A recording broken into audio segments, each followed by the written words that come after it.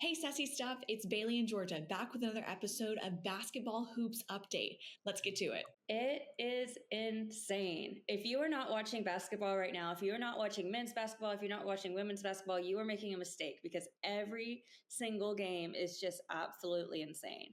I say we should probably start out with the biggest one, in my opinion. Number 7, Alabama beating number 1, Auburn at the buzzer in overtime. Absolutely insane. I think here's the coolest part. We all know this. We're a news journalist outlet. However, we do have a very soft spot for the Crimson Tide, for some of our alumni and some of our lifelong fans that are members of the Sassy Stuff.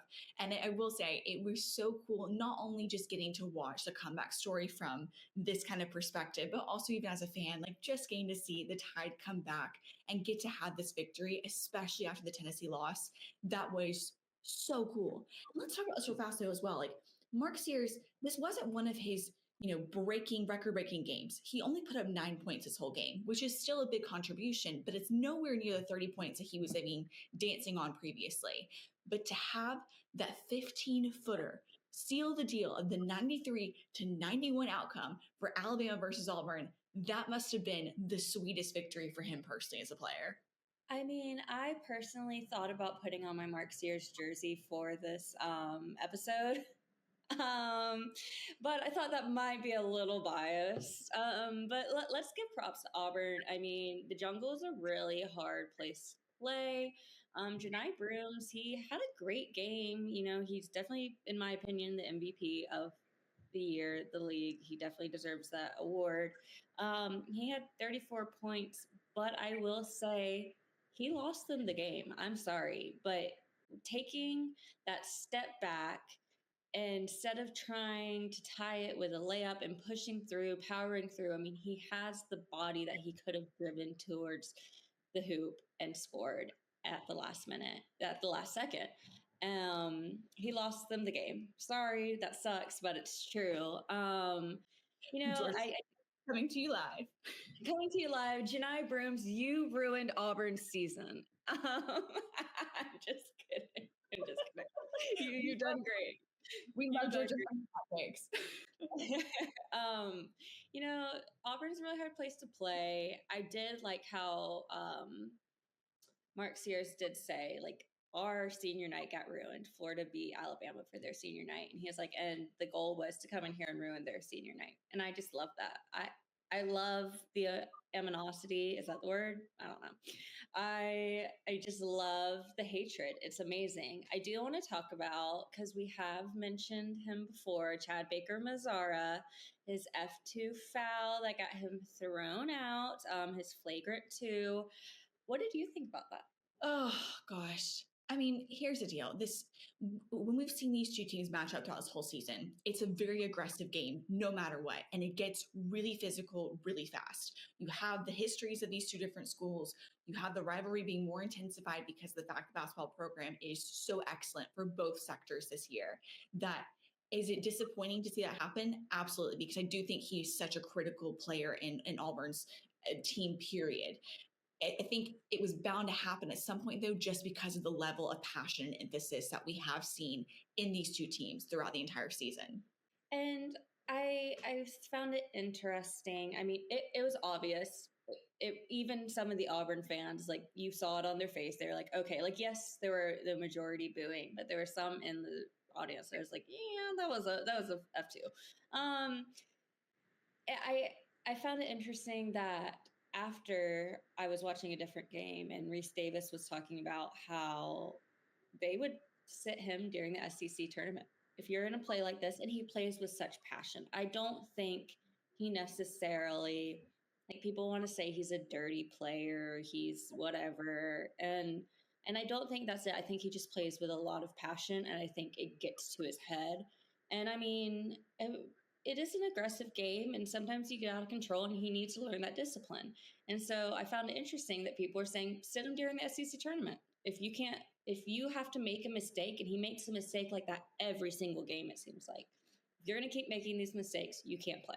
Well, and that's the thing. If we're going to be looking at sitting out period, SEC tournament is a way better option to sit out in versus the NCAA tournament. And let's Yeah, also just talk, a few games.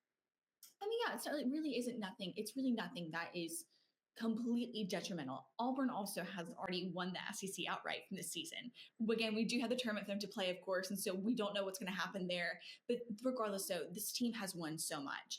And I think what we are seeing so much because of NIL and because of a lot of these very I-focused mentality versus putting the team essence back into a lot of these different dynamics across the board is that it's really easy, I think, for players to put their own personal needs ahead of what a team need is. And while I think Chad Baker-Mazzaro's incident that happened is definitely a one-off, and I think that he'll be able to rebound from it appropriately when be able to take that passion he has and leave it on the court instead in a different manner. I think it is a really good, though, call by Bruce Pearl, and I think it's a really great example for the SEC period to help bring these different players back to this team focused mentality where they're all having to work together and keep themselves in line to focus on the goal ahead, which is winning together as a whole unit and not putting themselves first in any incident. Yeah, I think it'd definitely be interesting to see. I mean, Bruce Pearl hasn't said anything about it, but, other than the commentators on the game, it would be interesting to see if he would actually do something like that. The last thing I want to touch on with Alabama is a shout out to Grant Nelson. Beautiful, beautiful game. 23 points, 8 rebounds, hit that crimson crane on Janai Brooms. Ooh, ooh. So that was beautiful. I think the next game we should talk about is number 19 Kentucky versus 15 Mizzou. Kentucky won 91 to 83. Kentucky's had some rough moments this season. It hasn't been that beautiful of a season for them, but this was good momentum for them, I think, going into the SEC tournament. Let's also talk about the two. Andrew Carr of Kentucky, he posted 16 points, 12 rebounds, and 3 assists. I'm like, overall, we are seeing them come together as a better team unit as we're ending the season, which is definitely sad to see. I mean, I think when we've thought about SEC basketball and we've thought about excellent basketball programs for the last 10 plus years, Kentucky is always ranked there. I think this season has been really unique for them. It's something that doesn't feel comfortable. It's something they've had a lot of learning curves to be able to work on together as a unit. And I'm excited to see them come out with this win because they really did need it. But more importantly, it's definitely going to be so interesting to watch them, though, as they head into SEC tournament time and they head into the NCAA. Because I think that the Kentucky has this little underbelly in them that's going to want to show up and show out in a way that they really weren't able to early on in the season. They both got off to a really rough start. Kentucky ended up shooting 55% from the three-point line, which is really great. Missouri's defense kind of struggled, in my opinion, this season. Their interior defense did look better in this game, but they did allow Kentucky to convert 11 of 20 on three-pointers. So that outer defense is just not there right now. They both had 10 turnovers. Kentucky scored 20 off of turnovers. Missouri scored 19 off of turnovers. When you look at the stats, it kind of was an even game. So, someone had to win, but statistically, they played pretty competitively. I think the next game we'll talk about was a great night for Florida senior night. Senior day, senior night, whatever you want to call it.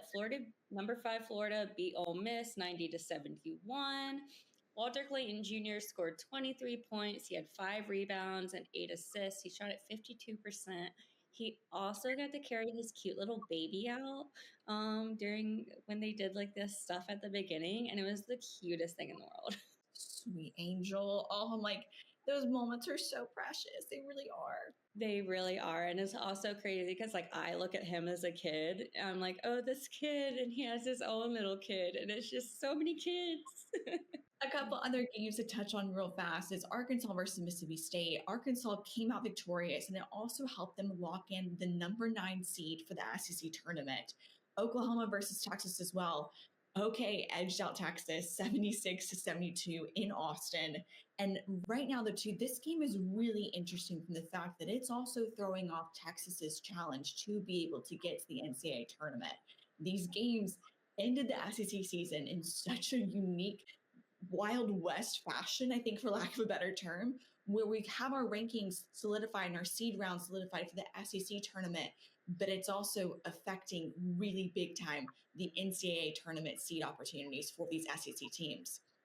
Georgia, what do you think of all this heading into the SEC tournament next week in Nashville? I I just think it's going to be a bloodbath.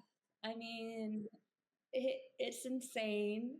There's so much just and I love it. Like what's that movie where it's like, are you not entertained? That's how I feel. So it's going to be absolutely insane. I cannot wait to watch. The women's tournament has been insane. The men's tournament's about to be insane. We actually have the day that we're recording this. Not sure when this is going out, but the women will play their SEC championship at 3 p.m. today. So in a few hours. I'm very excited to see that.